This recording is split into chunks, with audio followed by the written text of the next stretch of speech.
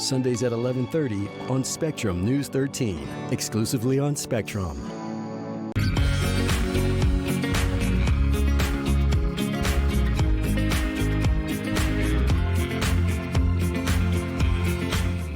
Your evening news, presented by FPL, working for you every single day.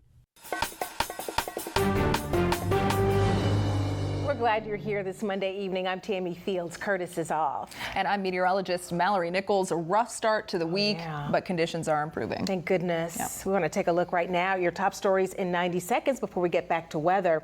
Well, this morning, an EF2 tornado swept across Seminole County for 4 miles. That data confirmed by the National Weather Service crews on the ground. Fortunately, no one was hurt. Now, though, begins the process of cleaning up and filing insurance claims. NASA officially looking at trimming its workforce. Acting Administrator Janet Petro says she's complying with the president's executive order to begin a phased reduction in force.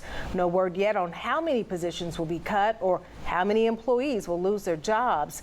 Eligible employees can choose to participate in NASA's voluntary early retirement program. Orlando is no longer moving forward with plans for a new homeless shelter in the Soto area. It became a controversial topic for residents in the area just south of downtown Orlando, many putting up lawn signs opposing the idea. If approved, the shelter would have been built at a former work release site along Cayley Avenue. The city would have leased the property for $1. Orlando and Orange County governments would have shared operation responsibility. All right, Mallory, we want to talk the forecast again because it really was a rocky start to the day. Yeah, we had several tornado warnings, even severe thunderstorm warnings. But as we check out Klystron 13 at this point, all of that activity has pushed off to the east of us.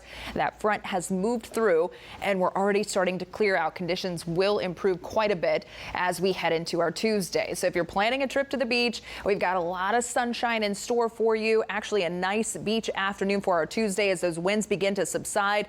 And there's still going to be some choppiness out on the water, so do keep that in mind, along with an elevated rip current risk. And with all that sunshine around, the UV index is going to be back to very high conditions, different than what we had today. So make sure you grab the sunscreen if you're heading outdoors for your Tuesday.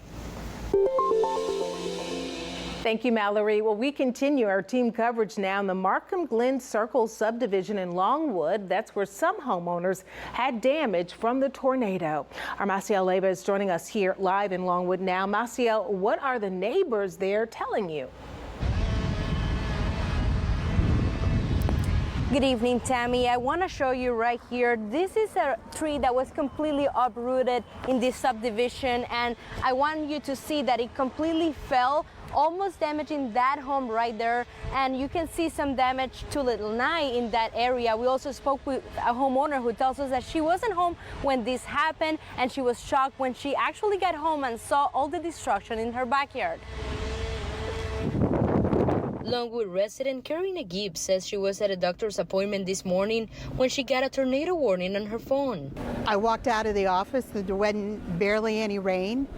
Come down on Markham Woods Road and came home to this. Her home was one of many in the Markham Glen Circle subdivision that got hit by the tornado. Well, when I pulled up to the front, I thought, oh, thank goodness, nothing's wrong with the house. Until the sheriff's department met me here because the alarm had gone off. And he walked around the house and said, you better come to the backside. The damage to her home can be seen in the backyard, fallen trees, and a damaged pole screen which was completely lifted off the ground and slammed onto part of her roof. I don't know what I would have done if I had been here and all of that was going on. The neighbor across the street said it was very loud when it came through. She says her dog Luke was home alone at the time. I couldn't imagine being home when this happened. I mean, it just lifted it right off the concrete. Carrie says in over 25 years living here, she's never had this level of damage to her home, not even during a hurricane. It's just amazing the force of the wind to do something like this in seconds versus you've got hours of the hurricane winds. Carrie says she has already contacted her insurance provider, and now the next step for her will be to file a claim. Live in Longwood, Maciel Leyva, Spectrum News. Thank you, Marcia. Well, we continue our team coverage with Spectrum News 13's Nicole Griffin. She is joining us live on Spanish Oak Trail. It's where there is damage all up and down the street. Nicole, I know that you're at the home that has some of the worst of the damage on that block. Tammy, I am. I'm in the back of the Jerams family house, and take a look at this. As you can see, their carport was really just ripped from the side of their house and thrown into their pool. Now, the family was home during the tornado this morning, and they said it is the scariest thing that they have ever lived through. Now, they didn't want to go on camera. They're busy dealing with roofers and insurance adjusters. However, they're saying that everyone in the neighborhood is really stopping by and checking in on one another. Hurricanes are one thing. This was something else, and it happened so fast. Longwood resident Scott Rott says he's numb looking at all the damage on Spanish Oak Trail. He still can't believe they just went through a tornado. You know, I've never experienced anything like that before, and I've been here 40-some years. Scott says he was watching TV when all of a sudden the wind started howling and debris, now littering the street, started smashing against his windows. And I thought the sliding glass doors by the pool were going to come into the house. And it was only been for about 40 seconds, and that was it. He's grateful that he says he only has big trees blocking his driveway now, but his home is fine. The Jerams, his neighbors across the street, were not so lucky. A porta potty from a nearby construction site broke a window. Their roof now has holes in it. Their carport now lays in their pool, and their 3 cars are smashed up. While everyone on the street now has a lot to deal with, Rott says they've all checked in and are safe. We were lucky, very lucky. Nobody got hurt, nobody got killed. Now, while everything material can be replaced, some of it is pretty disappointing. Like, as you can see here, one of their cars, a tree smashed into it, completely destroying the windshield. And this car was meant to be a gift for their son's 16th birthday next week. Reporting live in Longwood, Nicole Griffin, Spectrum News. Wow, Nicole, thank you so much. Well, we are hearing from even more people who hunkered down in the Longwood area during the storm. We spoke with one woman who said she was able to hide in her son's interior bathroom at their home in the Whispering Wind subdivision.